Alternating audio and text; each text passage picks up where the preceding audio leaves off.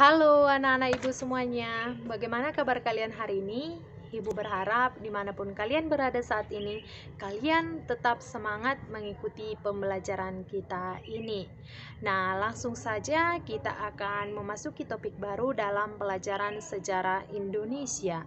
Nah, minggu lalu kita sudah membahas materi kita, yaitu Kemaharajaan VOC. Nah, ibu harap kalian sudah bisa memahaminya. Nah, kali ini kita akan melanjutkan ke topik baru, yaitu masa pemerintahan Republik Batak. Nah, seperti apa yang dimaksud dari masa pemerintahan Republik Batak? Langsung saja kalian simak penjelasannya melalui video pembelajaran berikut ini. Selamat menyaksikan. Pada awal tahun 1795, pasukan Prancis menyerbu Belanda. Raja Willem V melarikan diri ke Inggris. Belanda dikuasai Prancis. Dibentuklah pemerintahan baru sebagai bagian dari Prancis yang dinamakan Republik Batak. Karena Republik Batak ini merupakan bahan pasal dari Prancis, maka kebijakan Republik Batak untuk mengatur pemerintahan di Hindia Belanda masih juga terpengaruh oleh Prancis. Oleh karena itu, untuk mempertahankan Kepulauan Nusantara dari serangan Inggris, ditunjuklah Herman Willem Daendels. Latar belakang pemerintahan Republik Batak. Pada awal tahun 1795, pasukan Prancis menyerbu dan menguasai Belanda. Raja Willem V melarikan diri ke Inggris. Dibentuklah pemerintahan baru sebagai bagian dari Prancis yang dinamakan Republik Batak. Sebagai pemimpin Republik Batak adalah Louis Napoleon, saudara dari Napoleon Bonaparte. Raja Willem V oleh pemerintah Inggris ditempatkan di kota Kew. Raja Willem V kemudian mengeluarkan perintah yang terkenal dengan surat-surat Kew. Isi perintah itu adalah agar para penguasa di negeri jajahan Belanda menyerahkan wilayahnya kepada Inggris, bukan kepada Prancis. Dengan surat Kew itu, pihak Inggris bertindak cepat dan mengambil alih beberapa daerah di Hindia seperti Padang tahun 1795. Kemudian menguasai Ambon dan Banda tahun 1796. Inggris juga memperkuat armadanya untuk melakukan blokade terhadap Batavia. Pihak Prancis dan Republik Batak juga tidak ingin ketinggalan untuk segera mengambil alih seluruh daerah bekas kekuasaan VOC di Kepulauan Nusantara. Karena Republik Batak ini merupakan vassal dari Prancis, maka kebijakan-kebijakan Republik Batak untuk mengatur pemerintahan di India masih juga terpengaruh oleh Prancis. Kebijakan yang utama bagi Prancis waktu itu adalah memerangi Inggris.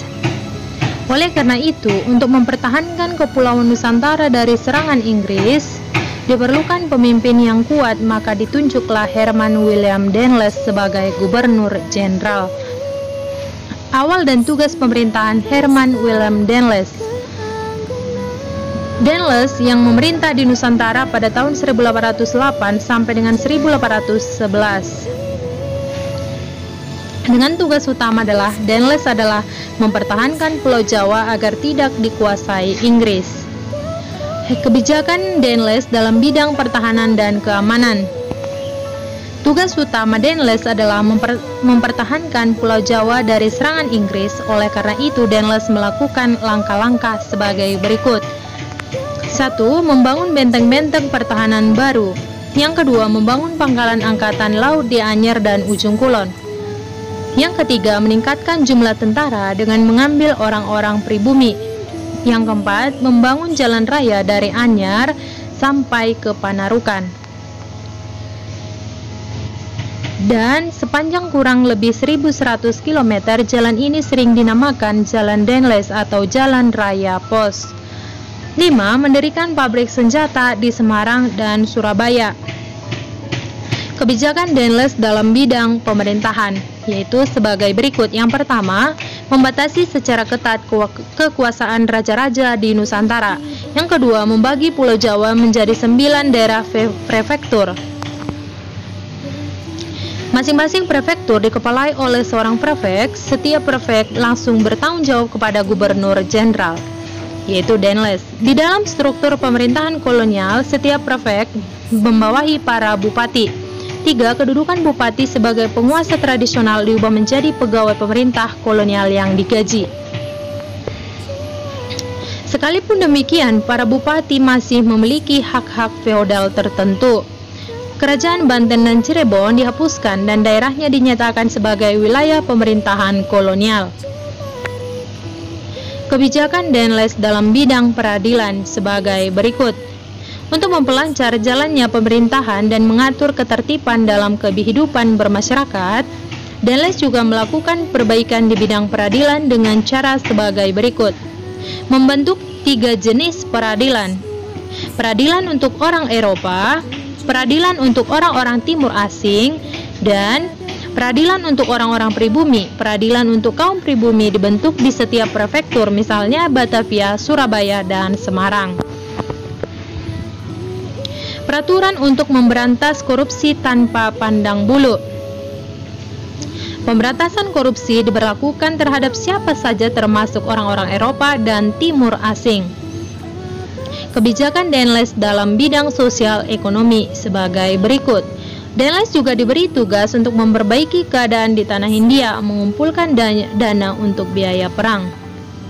Beberapa kebijakan dan tindakan Denles diantaranya: memaksakan berbagai perjanjian dengan penguasa Surakarta dan Yogyakarta, yang intinya melakukan penggabungan banyak daerah ke dalam wilayah pemerintahan kolonial, misalnya daerah Cirebon. Meningkatkan usaha pemasukan uang dengan cara pemungutan pajak. Yang ketiga, meningkatkan penanaman tanaman yang hasilnya laku di pasaran dunia sebagai gambar berikut. Yang keempat, rakyat harus melaksanakan penyerahan wajib hasil pertaniannya. Yang kelima, melakukan penjualan tanah-tanah kepada pihak swasta. Akhir pemerintahan dari Denles. Selama 3 tahun memerintah di Hindia Belanda, Denles dianggap gagal melaksanakan misi mempertahankan Pulau Jawa dari Inggris, dan program yang dijalankannya dinilai merugikan negara karena korupsi semakin merajalela. Oleh sebab itu, Denles dipanggil oleh pemerintah kolonial untuk kembali ke negaranya dan digantikan oleh Jan Willem Jansen. Pemerintahan Jan Willem Jansen 1811 dan akhir kolonialisme Prancis di Indonesia. Pada bulan Mei 1811, Denles dipanggil pulang ke negerinya. Ia digantikan oleh Jan Willem Jansen. Sebelumnya, Jansen menjabat sebagai Gubernur Jenderal di Tanjung Harapan ataupun Afrika Selatan tahun 1802 sampai dengan 1806. Pada tahun 1810, Jansen diperintahkan pergi ke Jawa dan akhir menggantikan Denles pada tahun 1811. Sementara itu, penguasa Inggris di India Lord Minto telah memintakan Thomas Stanford Raffles yang berkedudukan di Pulau Penang untuk segera menguasai Jawa. Pada tanggal 26 Agustus 1811, Batavia jatuh ke tangan Inggris. Jansen berusaha menyingkir ke Semarang, bergabung dengan Legiun Mangkunegara dan prajurit dari Yogyakarta serta Surakarta. Jansen kemudian mundur ke Salatiga dan akhirnya menyerah di Tuntang. Penyerahan Jansen secara resmi ke pihak Inggris ditandai dengan adanya kapitulasi Tuntang, yaitu 18 September 1811. Oke, demikianlah pembelajaran kita hari ini. Semoga apa yang telah kita pelajari tadi dapat kalian simak dengan baik dan bisa kalian pahami. Semoga berguna bagi kehidupan kita masing-masing. Nah, jika masih ada yang kurang kalian pahami, bisa langsung kalian tanyakan melalui WA pribadi Ibu. Tugas-tugas yang telah Ibu berikan tetap kalian kerjakan karena itu akan mendukung nanti di penilaian akhir semester. Nah, sebagai kesimpulan pembelajaran kita hari ini adalah Republik Batav adalah nama suatu republik yang didirikan Belanda di bawah naungan Prancis setelah VOC hancur. Demikian pembelajaran kita kali ini. Selamat pagi.